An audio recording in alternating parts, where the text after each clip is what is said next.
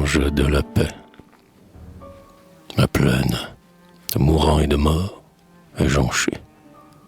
Les Turcs, obstinément derrière les tranchées, défendent de Stamboul les derniers contreforts. Après tant de malheur, c'est le suprême effort.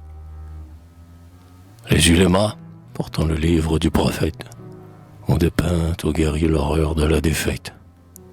Ils ont dit aux soldats les rires insultants qui salueraient demain le départ du sultan si les chrétiens entraient dans la ville sacrée.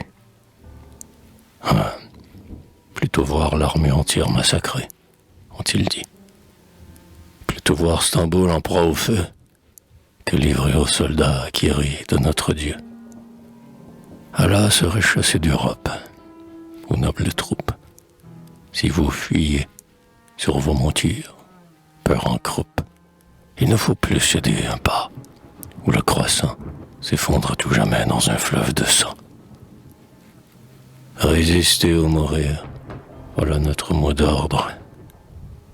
Vos mains peuvent broyer, vos dents peuvent mordre. Si vous n'avez plus de fusil, plus de canon.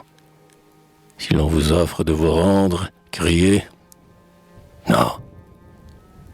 Dans le ciel, ils auront le bonheur éternel. Ceux de vous qui succomberont sous les shrapnels. Ces mots ont redonné du courage aux armées. Par le feu, par le fer, elles sont décimées. Mais le Bulgare aussi voit tomber ses soldats. L'affreuse tuerie. L'horrible combat.